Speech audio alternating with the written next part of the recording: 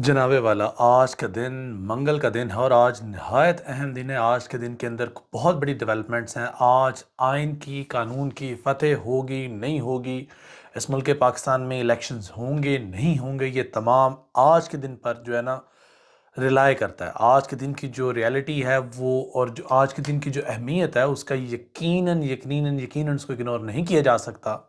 और अगर आज के दिन को इग्नोर नहीं किया जा सकता, उसकी बड़ी वजह यह है कि इलेक्शन कमीशन ऑफ पाकिस्तान ने आज सुप्रीम कोर्ट को जो है ना नोटिस में लेकर आना है कि उन्हें फंड्स मिले हैं या नहीं मिले। और इसी मतन में कल की कार्रवाई नहायत अहम थी, नहायत इम्पोर्टेंट थी। जो कल की डेवलपमेंट्स थी, कल जो मामलात हुए, कल का पूरा दिन आज के पूरे दिन से मसल रखता है।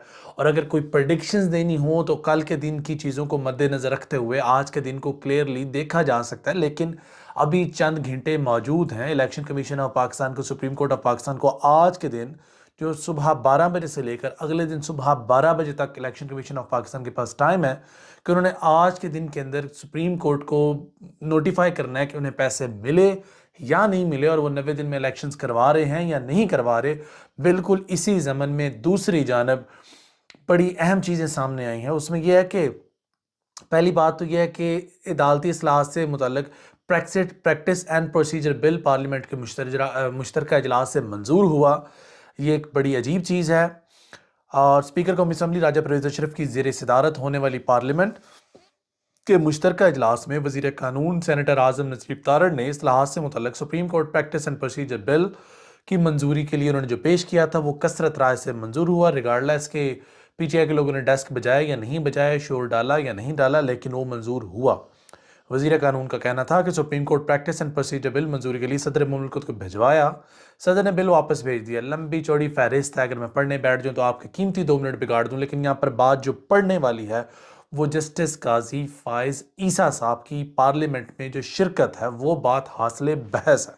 और अगर उनकी ये बात हासिल बहस है तो ये बात मुझे बताते हुए यकीनन खुशी नहीं हो रही।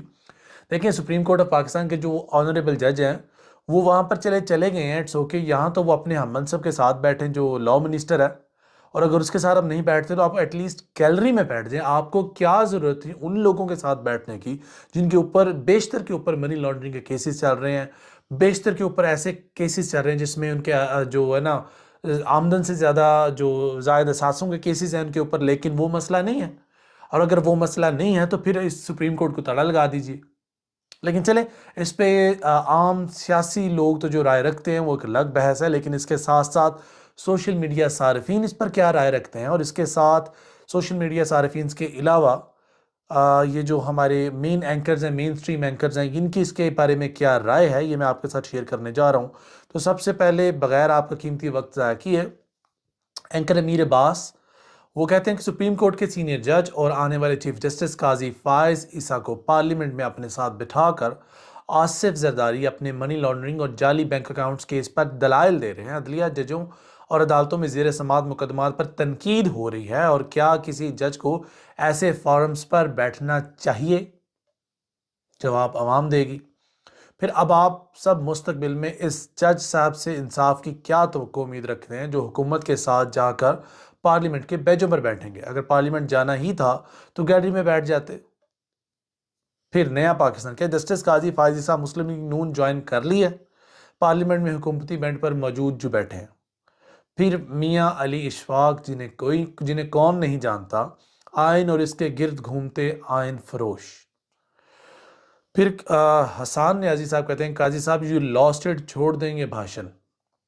भाईजान, मामला बहुत क्रिटिकल हो गए हैं कि इन्होंने सुप्रीम कोर्ट के जो जिस मनसब पर ये बैठे हुए ऑनरेबल जज जो हैं, इन्होंने ना सिर्फ अपनी पोस्ट कंप्रोमाइज़ किया बल्कि अपने साथ साथ अपने साथी जजेस की भी जो है ना क्रेडिबिलिटी का, उनकी साख्त का, उसके ऊपर बहुत बड़ा सवालिया निशान उठा दिया। लेकिन चले, फिर ये उबैर खान है, कोई crooks in parliament formally डिसओबेड supreme court, violated the constitution, delivered the speeches against sitting chief justice and justice come supreme court justice, and just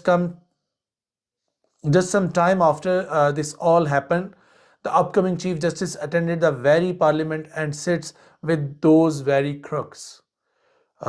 This means a lot.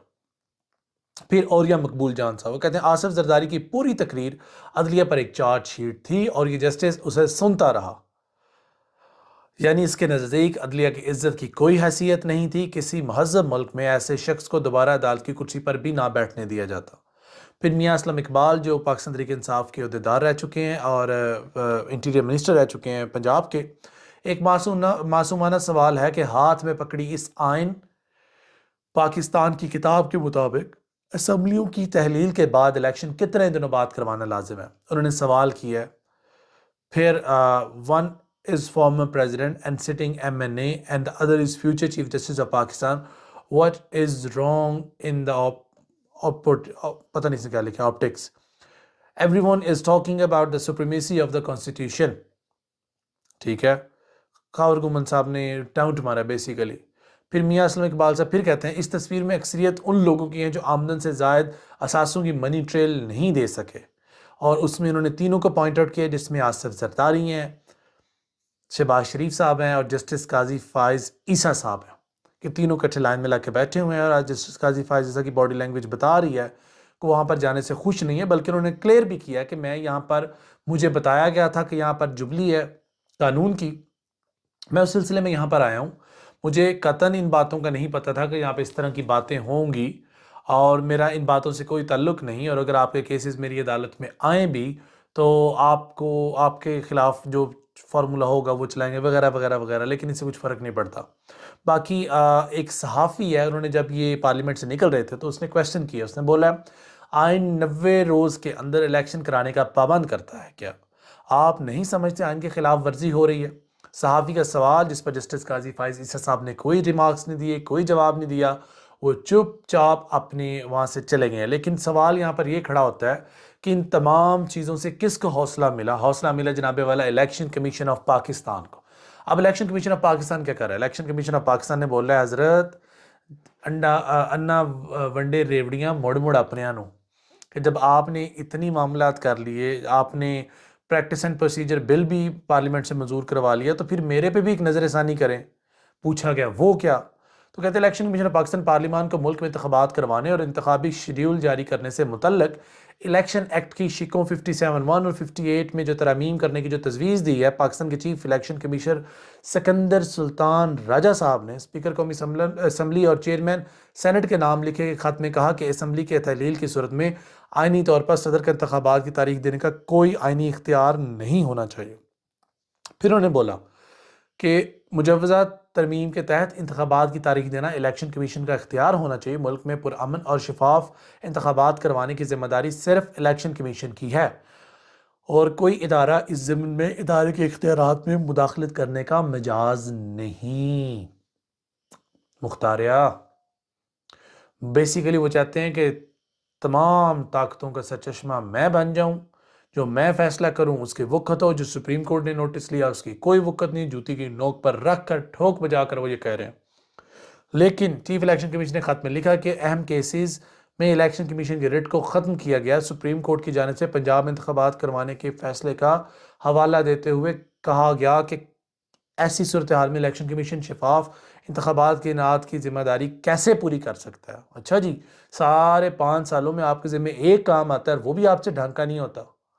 Chief election commission نے خط میں کہا کہ مجوزہ کی ترمیم میں speaker قومی اسمبلی اور چیئرمین سینٹ اس حوالے سے اپنا کردار یقینی بنائیں، یعنی کہ میری سپریم کورٹ سے جان چھڑوائیں۔ تو جناب والا یہ وہ چیزیں تھیں جو آج کی سپریم کورٹ کی پروسیڈنگز پر بہت زیادہ حاوی ہونے والی ہیں، اور جسٹس قاضی فائز عیسیٰ صاحب کے جو معاملات ہیں وہ بہت زیادہ ڈھٹائی میں پڑ چکے ہیں، کیونکہ ان کے خلاف ایک کیس بھی سنا جا چکا ہے کونسل کے اندر، اور معاملات بڑے کریٹیکل ہیں۔ اس ملک پاکستان میں کوئی چیز بھی اسٹیبلٹی کی طرف نہیں جا رہی، ڈیولپمنٹس بہت اہم ہیں۔ مریم بی بی کا ایک بڑا پیارا انٹرویو سامنے آیا، مجھے وہ بھی آپ سے شیئر کرنا ہے، لیکن آج کا یہ ویلاگ کافی لمبا ہو رہا ہے۔ ابھی تک کے لیے اپنے ہوسٹ کو اجازت دیجیے۔ فی امان اللہ، خوش رہیں، آباد رہیں، اور جس شخص نے اس ملک پاکستان کا، اس ملک پاکستان کے آنے والی نسلوں کا برا چاہا، اللہ اس کی نسلیں غارت کرے۔